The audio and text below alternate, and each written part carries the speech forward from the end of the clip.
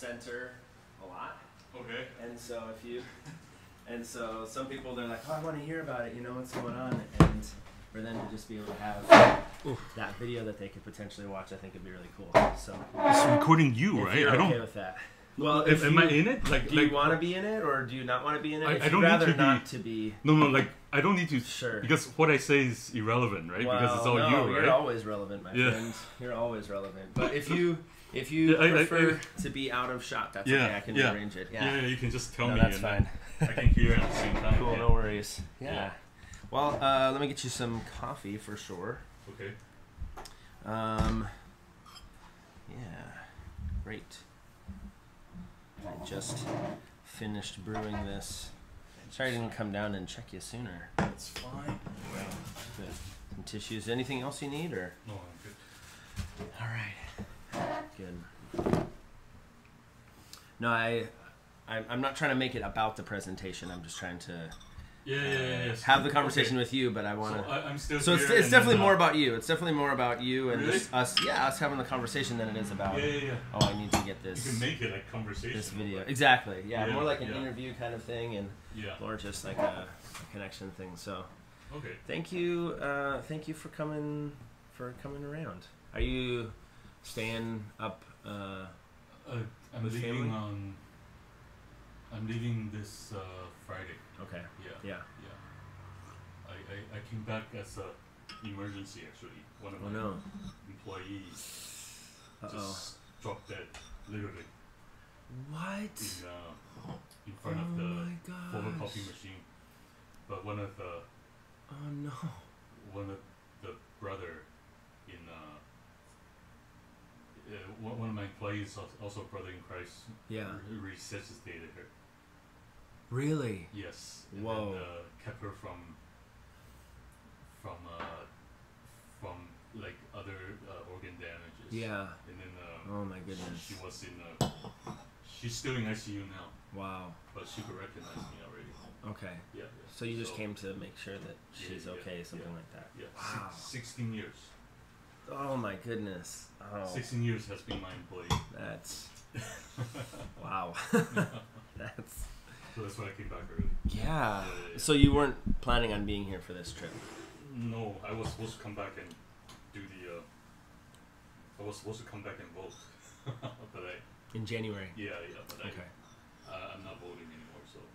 Really? So I just because I come. You already. Can't fly that often. Yeah. And so Taiwan doesn't do absent ballots? No. Okay. Yeah. No, you go Does ahead. Canada do that? Huh? Oh, sorry. Yeah, Canada does I'm that. just very interested in the whole situation. I never thought about. You don't really make a plan for that. Like, oh, someone will have a medical emergency and I'll have to fly back. So it's just. Yeah. You just kind of do what you got to do, right? Yeah. Totally. Yeah. Oh man. So I thank you very much again for coming, and it's a sad situation why you have to be here, but I'm thankful that we get a chance to hang out. I forget all of the backstory that I've told you before, but I know that we have had the cafe here in the church for now 8 years in January, and we've had a really just wonderful experience with that, and you've been part of that journey. I was telling somebody just the other day, I was talking to our team, our cafe staff, and I said, always take time for every single person who comes in, and don't dismiss someone just because you're busy or just because. And I still think back to the first time you came in, and I was working behind the bar. I think it was during an art exhibit, and I just can't forget that you were. That we've just, I don't know, I believe we've become great friends and partners in Christ since then, and you've been such an encouragement to me with your testimony and your life, and so I'm just really, really thankful for that. And so I tell people in the cafe, always take time for every person. You never know what kind of friendships or what kind of partnerships may develop out of it, and so definitely just really thankful for your willingness to take time for us always. And you know that we've had this Coffee Talk ministry that we've had going on for a number of years, and we've been able to lead a lot of people to Jesus through it, get people connected into the church, and along with that, help people improve their English. Our Taiwanese friends continue to tell us how this is maybe one of the best places in Taipei for them to practice their English on a regular basis. And so you actually had we raised the prices a couple of months ago, and when we did, there was a couple guys in the crowd that actually cheered for the raised prices. They said, "This has been way too cheap for way too long, and we know that you can't actually sustain this, so thank you for continuing to go." And he was yelling at other people and telling them, "Don't complain about the prices. This is already still such a good deal." And so just really thankful for the privilege that we have of being able to serve our Taiwanese brothers and sisters, and to help them improve English, build relationships, help sustain the sales in the cafe. And then a couple weeks ago, we did something called a strategic review. And what this is Christian Missionary Alliance every 5 years wants to bring in a group of people both from inside and outside the ministry, and to look at the last 5 years, how have things gone, and then to make recommendations for the next 5 years, how are things going to go. And as we did that, one of the things that they noted over the course of, we were actually here for a week. We traveled around the whole island to see all the different sites and different things that were happening with CMA missionaries. Then we spent one day here, and then we wrote a report about what's happening here with the cafe and the church, and with the teams and the interns, all of that. And one of the recommendations that they made was for us to consider how we can maximize our potential with education, with English specifically, is what they said, and to say, just think about in the next 5 years, is there something more that you could do? And it was really encouraging and kind of confirming for me, because in the last year or so, we've spent a lot of time thinking about that, and it's been something in the back of my mind since I think about 2009 or so, 2010. I remember thinking, man, the transformation, the life change that happens in people when they come here to do an internship with us from the States is amazing. And to think, what would it be like if we could offer that same opportunity to Taiwanese, to live in community together, and to be part of the ministry here, kind of on a full-time basis. And so we've had that, going from time to time. And then last year, we actually, as we were praying and thinking about our own, future advance in the ministry here, this idea of an education center came up. And so we actually started writing a business plan for that. We had the business plan all written up by about Chinese New Year this year, beginning of the year. And then we started making advancements towards that. But I didn't clarify our target group for the season very well. And by not clarifying that, I wasn't disciplined enough to stay in that lane. It was like, oh, here's a bright, shiny object. Here's a new idea, and here's so many things we can do. You obviously know a ton about that. And then I brought on staff that I didn't train them well. I didn't bring on staff already with prior experience, and I didn't train them either well. And so those two things, I think, caused us to not make the forward progress we had expected through this year. And so even in the last couple of weeks, we spent time reassessing, what is that best target demographic to really reach well with this? Who have we been reaching? Who do we need to evolve to reach, and how do we do that? And then also to think through kind of the staffing needs. What are some things that we'd have to adjust to and make plans for? And then a few weeks ago, a couple came around the corner from the flower shop around here. They were walking. They walked up to us and they said, "We're the landlords on the 3rd floor, and you need to move your sign." And right outside our building, there's this sign that goes up a couple of floors, and nobody's ever complained about it. In fact, it was here when we got here, and so all we did was change the sign name to say from the other company to Aroma, and it's just been there the whole time. We haven't messed around with it. And then all of a sudden, these people come and you need to move. And the backstory is that they just took over this property, and they're wanting to rent it out, and they want that space to be able to put advertisements or for their own company, whatever they're ending up planning to do. And as they started talking with us, I said, "Hey, I'm really happy to comply with whatever we need to do. I'm not here to make trouble or anything." And we just started talking, and then I forget if it was I mentioned it first or if they mentioned it first, but somebody said, "Oh, you could start a bushiban up there. You could start a cram school." And I said, "Well, you know what? We've actually been thinking about this for a while, and our original plan was to try to use the education center within through a partnership with another school that's already established, then to have our our venues, both of the cafes, and then even other places, be used as the teaching facility. That partnership ended up not working out, and so we're kind of back to square one. The biggest need for that partnership is both to be able to legally register classes, and then also to get visas and work permits for anybody coming over from the States or from other countries that want to be involved in the ministry here. And so by being able to have a school where we can hire foreigners, then we can give them ARCs. They can be involved in the whole facet of the ministry, you know. And so that partnership didn't end up working out for a couple different reasons. And then these guys come and they offer us this place. They said, you know, we've got this space. If you're interested, it's right upstairs. I want to go show you in a couple minutes. It's right upstairs, and we've got this space. And immediately it was like, wow, this could really open a lot of opportunity. And you can keep the sign. Yeah, you can keep the sign too. Yeah, so they started out with an opening price that was a little bit out there, but then when they heard that we were interested in the school, they actually went and did the first step in getting the space approved. You know, there's several different boards that you have to get approval from. There's education, and then there's the safety, and there's fire, and there's a few different things that have to get approved. They went and actually did the first step in that, brought that paper to us and said, here's the price that we're planning on offering you per month. And they also said, we'll give you the first 6 months free so that you can go ahead and make sure that you get all the plans in order. It's going to probably take 3 to 4 months to get all of the approval from the education board and different things like that. And so being extremely understanding and then processing through that with us, we had planned to go this last Thursday and sign with them, but there was a wall. I'm going to show you upstairs that originally we thought the people in charge of the safety, of making sure that the safety was cleared, wanted us to move this wall inside a couple of feet because it had been extended out beyond what the original blueprint of the building said. And it has to match the blueprint of the building in order to get approved for the school. And so that wall is actually structurally involved in the building, and the stairs from 3rd to 4th are connected into that wall, and so we would actually kind of mess around with the whole building.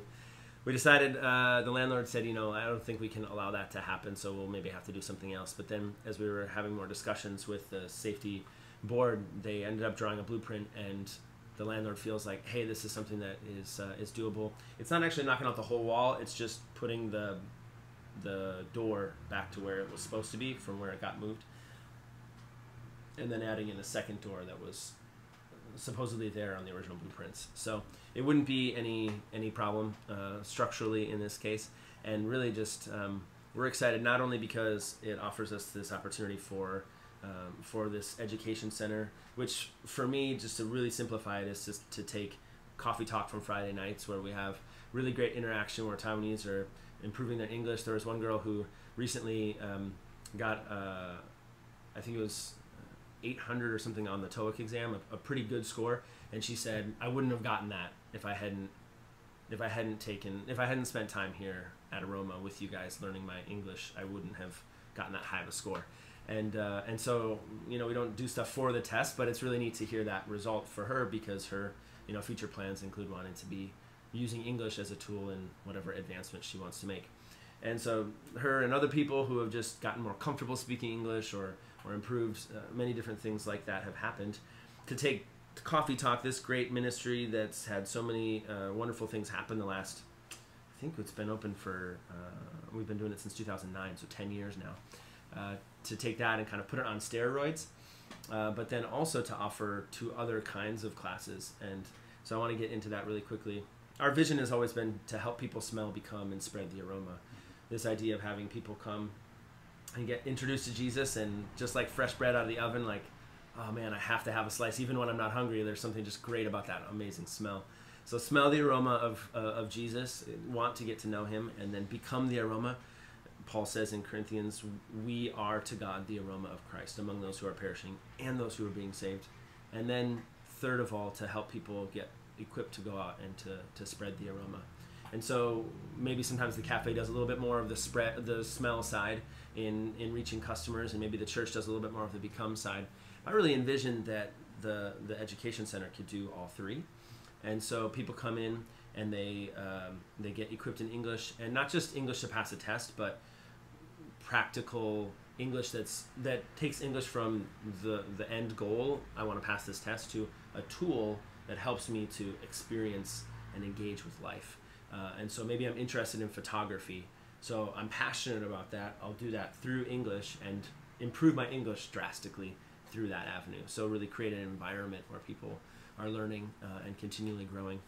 And then as people become interested in Jesus, become Christians, get involved in the church, and not just for our church here, but for churches around the city and even the nation, to provide classes that equip people in specific things like how to pray, how to read the Bible, how to teach others, how to share the gospel, and to have these classes offered throughout the year where anybody can sign up, and we can offer them at a really, really low price because we already have the facility, we already have the teachers that are around here, and so we can, I imagine being able to equip thousands of Taiwanese over the next 10 years with these simple elements of following Jesus, and really offering that in a relevant way for them. And then the third piece, a lot of our friends, are interested in traveling around the world or advancing their career in different ways, maybe starting a business. A lot of people that have come through here have gone out to do missions work in other countries, or have started their own businesses, or gone on to more schooling, whatever it is. And so to offer a place where you could come for 3, 6, maybe 12 months, and you can get involved in an internship here. You can learn and grow in this culture, and then make the connections necessary to then go to the next step beyond that. So the idea is helping people to smell, become, and spread the aroma in the context of education, which is especially encouraging to me because just this last week we firmed up some of the language on our target group, and so now we're saying our goal is reaching out to learners in transition. And so when you're in college, you're in transition from just being at home with mom and dad to now you have to figure out life, and kind of learn to be a little bit more on your own. And then you transition from college into getting invested in your career. And so you might need to learn some things in college that maybe your school doesn't necessarily offer. You maybe need to learn some things even after you've graduated for specific skills and those kinds of things. And then the third step in this transition that I see is kind of beginning your family, finding a partner, having kids, starting to get those kids into school. And all of those steps along the way are groups of people that are hungry to learn, that are in a life transition, that want to be, I believe, open to learning new things, and part of that being a transition in their faith to starting to follow Jesus, and then from that then getting equipped in how to live the Jesus life, and how that works in their family, how that works in their career, how that works in their ongoing education, all of those pieces. And so focusing in on this group, I think, allows us to have a really clear path forward. And so the plan is sign the contract for the third floor, get the remodeling done in the next 4 months we have planned, although they say it's going to take 3 to get everything approved, so we added an extra month. And then launch classes in the spring, all the while, as soon as we can, bringing on some interns that would help us to develop some of this and to bring on some staff to go through it. So I think that this, to me, encompasses this idea of education being this space where we can really engage people.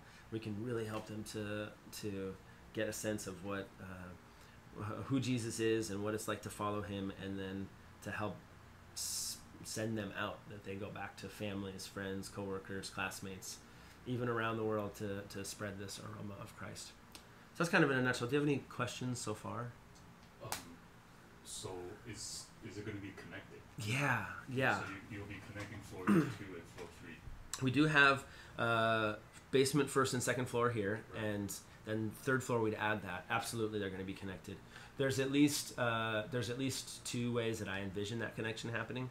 The first one is our children's church program right now is very, very limited. It's at my house on Sundays, and there's only really room for about 1 group of kids. And as we're seeing a lot of younger families that come, and then we don't offer something for their kids, or maybe we don't have enough space and it seems too crazy in there with the kids that we do have right now, and they just don't come back.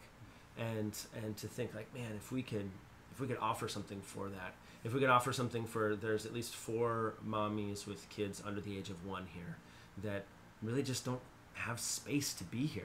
They would like to be here, but they can't.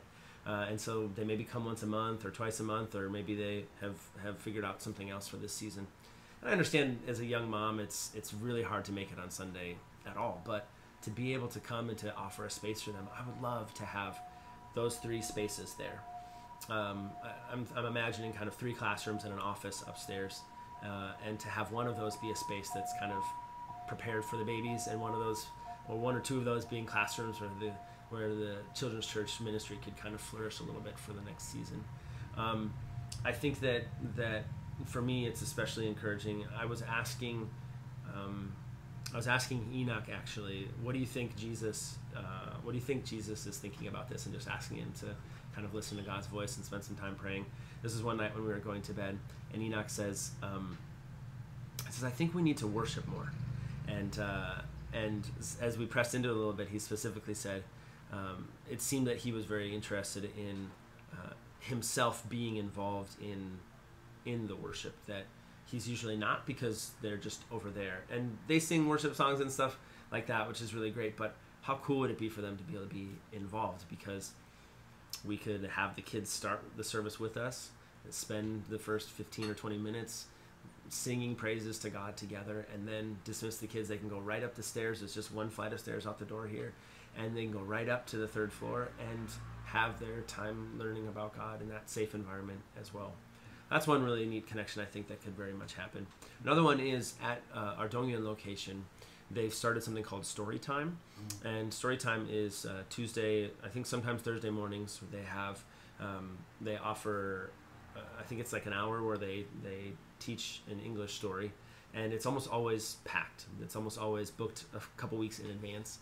And so as the kids are upstairs learning their lesson, the mommies or daddies are downstairs ordering food and conversing together, and they've kind of built this little community. I think it'd be really, really cool to offer that similar thing here, where we could have story time going on upstairs in the morning for the younger kids who haven't started school yet, and then to have the mommies be able to have a place down here where they could meet together. And so it becomes, to me, more and more of the original big vision that I had was, when we wanted to have the cafe, a big part of it was, I remember going to church on Sunday and sometimes Wednesday, and the rest of the week the church was kind of this underutilized space. How awesome would it be? And that's what we said, to have a space that's open all the time, that's open 5, 6, maybe even 7 days a week, just having this space available for people to become more and more like a community center, or even, I know this sounds a little bit bad, but in Taiwan you can go to a temple anytime. And why can't we offer that same space? Why can't we say, anytime that you feel like you're in need of some encouragement and some understanding and faith and to grow in that, how cool would it be to say, like, anytime, come around, like, we've got the doors open here, and we want you to have a space where you feel comfortable, and have a space where you can meet God eventually. And so for me, it very much connected, first of all, to the church, and having that space for children's ministries and other classes that we offer during the week that are specifically for our brothers and sisters that need that extra training in different areas. And then secondly, I think that there can be some really direct connections with the cafe ministry as well. Even on our strategy plan where we talk about it, we actually have, typically we talk about the cafe being smell, the church being become, and then interns being spread. The center covers all 3 of those spaces and allows us to interact in those ways with all like 3. Connection. It is. That connects. Yeah. Yeah, because it's in Taiwan, with the dense population, it's actually surprising that people are desperate to have connection and coffee talk and story time or in the coffee shop itself are really great. Absolutely. Yeah. So will the coffee shop continue to run, or it will be all education center? No, that's a great question. Yeah, will the coffee shop continue to run? One of the recommendations that was made from our strategic review that we did was to evaluate if a full-time cafe is the best BAM. and I stress full-time and best because what we're finding is that, and even a couple years ago, you might remember there's a guy named Tony that I brought in who has a lot of food and beverage experience, and he said, you absolutely have to be open as much as you can. And we just didn't have the staffing for that. And we find that when we track sales numbers, there's key places where we really maximize those sales and reasons behind that. As hard as we've tried to offer dinner options, people typically see it more as a brunch or a lunch place. And so sales are higher around the lunch hour, and then for afternoon tea, because it's a coffee shop. And so people coming around and just having those meetings and things in the afternoon. But evenings typically don't do that well unless there's an event. And so events could be things like the classes upstairs, and people come get your dinner here, even offer a discount for students that are signed up for classes. They can get a discount here, and we can offer some of that. So our evaluation will include what's the best path to move forward, because we really want to use our resources, and we want to steward them well, use them as best as we can. So I don't have any plans currently to shut down the cafe or to convert everything to an education center. I think that the cafe for me offers a very low barrier to entry point for people to come in and to get connected.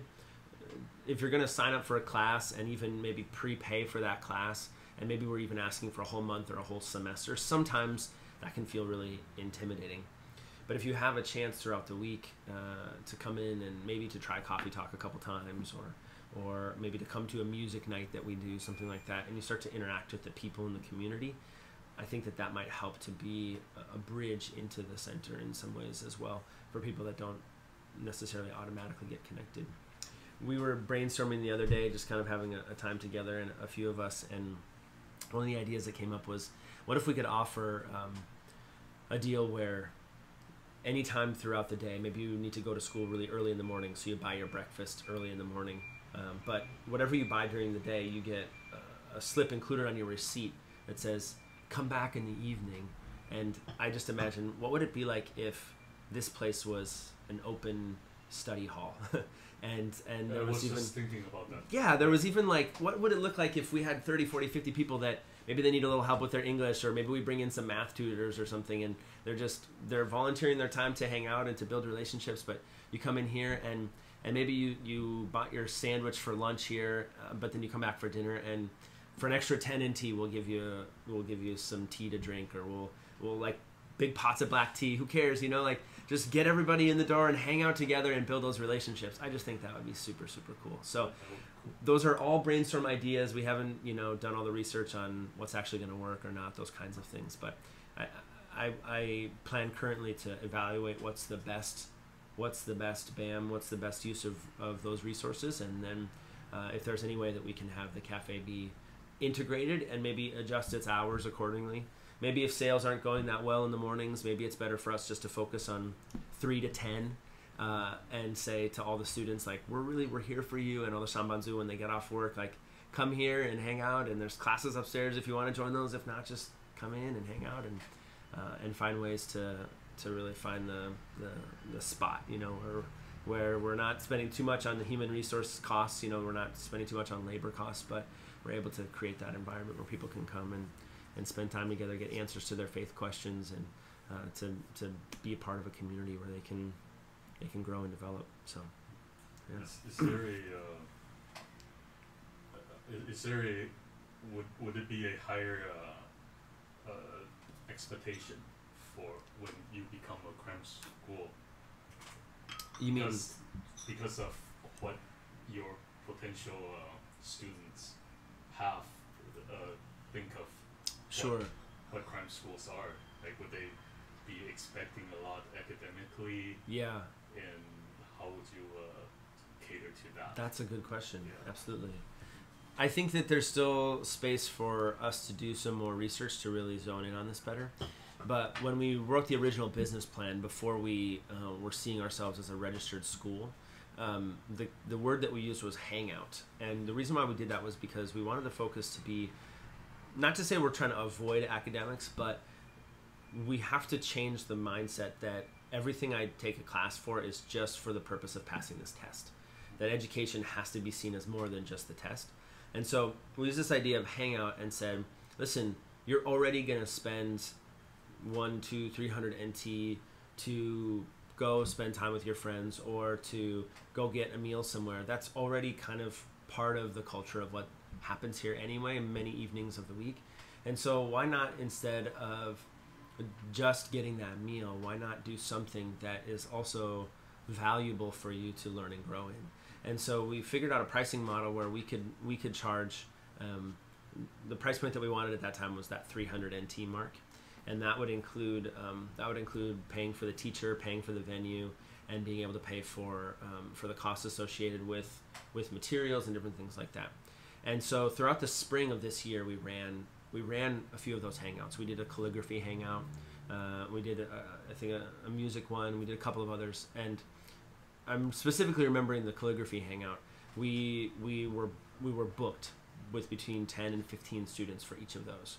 Now my goal in each of these classes is 10 students, so we were already exceeding that limit with the calligraphy class. People wanted to come. They got to eat a meal and practice calligraphy, just practice writing, pretty hand lettering stuff.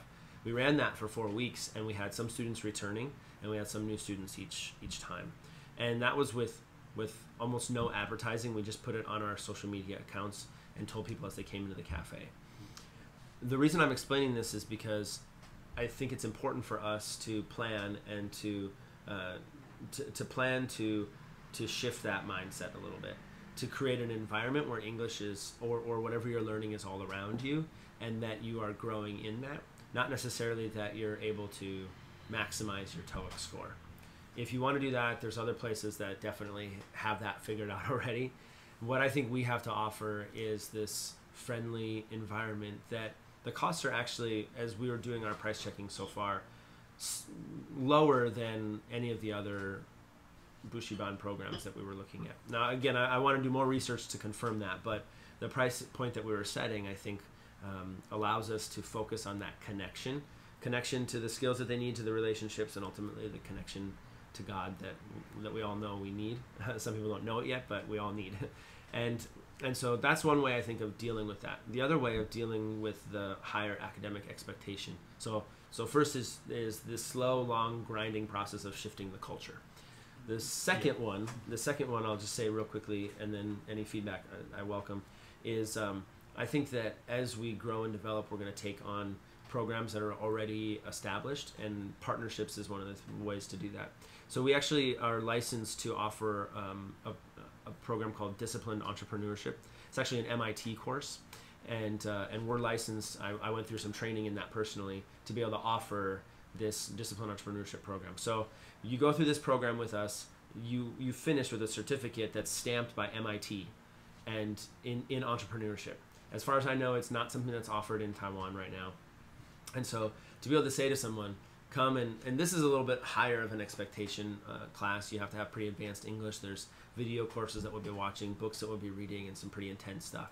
But I think that by shifting the culture, and at the same time as we're moving forward, offering some partnership classes like this, where you actually come to the education center, learn disciplined entrepreneurship, and get connected to people, to potential investors or other people that would be able to help you actually take these ideas to the next level, and leave with this MIT certified certificate saying, I graduated with Disciplined Entrepreneurship Program from Aroma Education.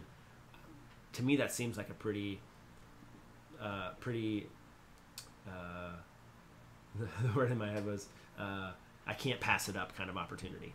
So I think that there will be higher expectation, but I think that there are two pretty straightforward ways to deal with that higher expectation, and I think that we're positioned well to do that. I think you're absolutely right. Because, my kid is in grade 6, but I would think he's like academically he's like 2 years slower than what they teach in Taiwan. In Taiwan. Yeah. So, wow. But I think the teachers they're teaching a lot of values, like how to deal life. In Canada? In Canada. Okay. Instead of learning a lot of information, they Yeah. teach them how to process information, how to how to deal with problems, how to work as a group, how to respect one another, and I think those are valuable. I think if you I think it's one of the, it could be one of the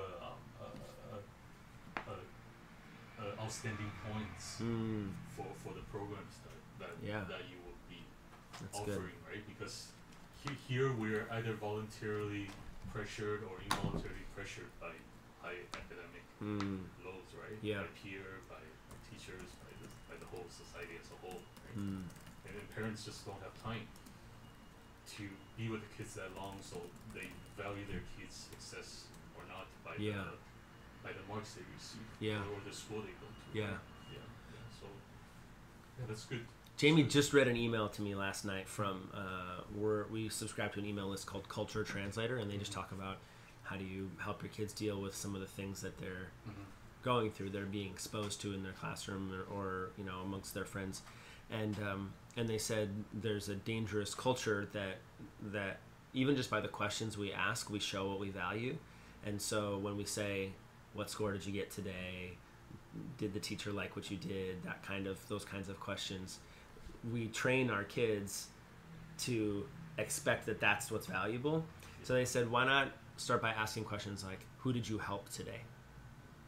And asking some other things. How did you help someone in your class feel better today? Or what's the time that you shared some of your things with someone today? To shift the value from my own personal success and getting 100% on the test to the value of people and relationships and developing that. I've heard some stuff say that increasingly EQ, emotional intelligence, is going to be the most important thing that you can do. And I don't know about you, but in a lot of my experience, it seems like there's always people that are smarter than me, but some of the things that have helped me to move forward have actually been a better ability to just build relationships with people and to read people and to understand what's going on and some of that. Being able to connect and being able to adopt to new environments. One last question. What type of resources you need and help you need? I've got a whole business plan here that I want to send to you so you can kind of read through that as you go, talking about kind of current situation, the long-term plan. There's some market research and some of that in there. Currently, I'm just going to pull this up here for you to see. That's the 2 years plan here. So our projection is that our startup costs here are going to be, you obviously got to pay rent, facility deposit, the licensing fees. So there's actually a company that helps you when you want to start a school to walk through all of those steps and knows all of those. So those are the people that we were in touch with the last couple of weeks, confirming, is this space going to work and how do we register the school? And so I think it'd be much wiser, much more wise to go through the licensing company. Yes. Remodeling, they gave an unofficial estimate just based on the size of the space and our desire for it, that it would cost about $600,000 NT. I know for a fact that those estimates are never real. So you just kind of go like 1.5 times, a little bit more than that, and make sure you've got a little space in there. And then I want to bring on, like I talked about staffing issue before, I want to bring on an admin person. What I really love about our situation right now, it's November. If we sign this contract at the beginning of December, then we've got 6 months. We don't start paying rent until June. In the meantime, we've got to figure out the remodeling, and we've got to do some of that stuff.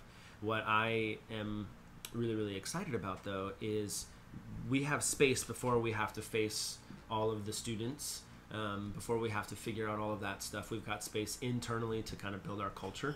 So I want to bring on the admin and intern help as soon as possible. And I think that by bringing on some extra help, that can help to take care of some of the details and to work through some of the other things. Make sure that we've got all the licensing figured out, make sure that we've got some of these other things. I also built in a budget that would start a couple months before we actually launched our classes, doing marketing. So spending 8% of our projected revenues on marketing. How I want to do that is, we can hand out some flyers around here and stuff, but I think the big space that we can capitalize on is online through social media. our target group, the learners in transition, obviously college and career-minded, and there's more and more young families that are, their whole family is just growing up on social. And so for them to be able to, in their feed, see, hey, we know that you need this environment and we're providing it for you. Hey, we know that you need this skill and we're providing it for you. Hey, you need connection. Come and hang out. Those kinds of things. Being able to do that. So I wanna set that money aside from the beginning as soon as we can. There's always going to be other costs that come up, so we put all that together. This is a plan for the spending over 2 years, and then before I get into the revenue stuff, I believe that by having 13 hours a week of classes, and these are some of the different classes, so like novel discussion groups. We already started an advanced English class right now. We charge $250 a student, and we've always had more than 10. We started this a couple weeks ago. Just watch a TED Talk and discuss it together. And those classes are already filling up. We haven't even started yet. So they're not classes. If anybody from the government is watching this, they're just hangouts. So we've got the TED Talks. We've got some story time, the young family thing. Disciplined entrepreneurship is the DE. And then there's a guy in our team right now who wants to start offering some music classes. We've got some professional film maker people that worked in TV studios in the States, some artistic people, and then you go down the list here. What this looks like is the goal of building to this would be about 160,000 NT per month of income, which then covers the admin salary, including benefits, class materials, this teacher salary, all that stuff, all that paid for, including ongoing marketing, all of that. And then I plan out the first 2 years saying, hey, we're going to have no income for those first 4 months because we don't even have a school yet. And then we're going to have, we'll probably get 1 class or 2 classes or 3 classes, and then we'll build that out so that by 2 years from now, according to this projection, we're still not even hitting that full 158,000. There's still some space in there. But those are the projection numbers that I put into these revenues here. So I think that with initial investment or donations of $1.5 million, that basically covers the remodeling and some of the initial licensing fees, and then a little bit extra on there. We've actually been saving up through some of our long-term ministry development funds, and so as we reviewed everything and set aside the money we need for other projects and other things, we believe that we have about 700,000 NT that we'd be able to put into this today. So it's cash in the bank right now. And then you look at the operating expenses. These numbers are pulled up from that projection list that I showed you below. So you build all that together, and we come up with the startup costs, the revenues, and then the startup costs, and then total over over the 2 years, about 114,000 left over. And then I got another slide, not slide. Is this going to be operated as a new company? Or? Yeah, we're going to start as a new company. Yeah, so because right off the bat, you'll be able to hire from North America, or as soon as the school registration comes through. Okay. My plan is that because I have people on staff right now that are already here in the country, would be able to cover a lot of these classes. I think that the first year, the first about 9 months. So the planning process is this. It's November right now. We start stuff in December. We can start classes by April. So we've got this basically like the tail end of a spring semester. I'm really planning that a lot of people are kind of already, because of school year rotations and semesters, there's probably not going to be a lot of people that want to just randomly drop whatever they might be doing right now and join this. But I think that there will be a lot of people with that hangout mentality that are already just looking for a place to improve their English or to learn about a specific skill. They could add that. So that's why I put the projections pretty low for the first few months. I don't think we'll be in full swing until fall 2020. And I'm also going to I have to be back in the States for the summer months. So I know that may slow some of the progress. I think that by fall 2020, we'll be able to have a more full, realistic picture, kind of what I'm showing you here as the expected monthly income, about 150,000. Now, I also want to point out one thing. 160,000 income is from 13 hours a week. As I counted out, I believe we could probably do 60 hours a week of classes with 3 classrooms. And so what we're talking about is about 1/5 of what we could actually, 1/5 of our actual capacity. The issue becomes, obviously finding those students and figuring out what price structure works the best and how long do we charge. Do we charge a semester out or a month out or a week out? All of those different things we need to figure out in the next few months, and even in the next full year cycle that we have from 2020 to 2021. And so figuring out that whole cycle, what works best, when do classes drop off, like around Chinese New Year, different things like that. Those are things I'm expecting will happen, but just exactly how much it will affect and different things like that, we're going to have to do some more research. Fortunately, we have a few friends both here in Taipei and in other cities around the country and then around the world that have experience in this and are willing to share. There's even one guy that a friend talked to for me who said he's willing, if we wanted to license his whole curriculum to us, if we wanted that. Now his school is more focused on more like an elementary bushiban, so I'm not as interested in pursuing that right now. But I think that there's a fun blend that we get to play between the school kind of as a traditional school idea, but then also changing the culture. And so I just think we're in a unique position where I don't know that this experiment has ever been done before, and that's probably what excites me the most. It's like trying the impossible thing and figuring it out. So these classes would be offered, but I honestly think that these are going to kind of go a lot bigger and a lot more often than that once we start to get the message out. You'll see another thing is for some of these I'm only having 7 students. I hope the capacity for me is 10 per class.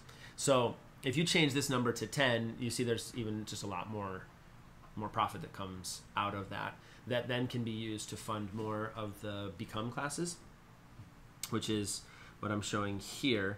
This is kind of a 5-year plan that I've been working out. It's not finalized yet, but here's an idea of some of the classes and then how much, we're not moving over there, how much we'd have to charge for each of those. So I continue on with the smell classes, the novels and the TED Talks and the music classes, but then I add some stuff like how to read the Bible, how to teach the Bible. An evangelism class called 3D Gospel that we actually already have prepared here, but it would just be a matter of letting other churches, letting other people know about it and having that curriculum available. Offer some of these, and then the internship classes, and you see the amount that we're charging there is significantly less, is about half the price to just be able to cover that. If you kept everything the way it is with maxing out the smell classes at 10 per student, and then offering some of these smaller classes for the Become and then the internship stuff, there's still profit being made in that. And we're looking at, over the 5 years, about 8 million in revenues over those 5 years. And I started out, what I still need to work out right now is how much are we actually going to spend on this. The nice thing I like about this is that so much of this scales when you actually have more students, is when you actually have to open another class and charge for another teacher. So if you don't have the class, then you don't have to pay the teacher, which is one thing that's a little bit different than the cafe, for example. We have to keep the bar staffed, but we don't always have customers. And so what's nice about this one is it can scale with us. And even these many classes is still 25 hours a week, which is still only just under half of what I think we could offer with our space upstairs. And so I think there's a real good opportunity for us to do a lot more damage than just what we've got right here. And then I've had discussions with people. There's a church in San Diego that wants to launch a ministry down in southern Taiwan. They originally came to me asking, would you go down there and start a cafe for us? And they were even talking about funding it. They said, will you go down and start a cafe? And then I said, why don't we do an education center? It has even more alignment, and then we don't have to try to convince people that live in Yunlin in the middle of rice fields to have to start to drink coffee or pay $200 for a meal, because that's the only way our finances work. Education is already a huge value, and there's already such a need down there. There's people begging all the time for teachers that would be willing to go down there. How cool would it be to equip them with this same center idea, where they can get a facility for less money than what we're paying here, and then get teachers in there and teaching those classes to lower the cost even more than what we have here, but then to still be able to sustainably fund the ministry, offering a facility where we can also have church, where we can also do training, where we can also do equipping, and eventually launch people from there to go out into whatever the next step is for them. Well, that's a lot of work you're putting already. Yeah, well, I mean, I've been dreaming about this for almost a year now, and a lot of the pieces are coming together, I think. So yeah.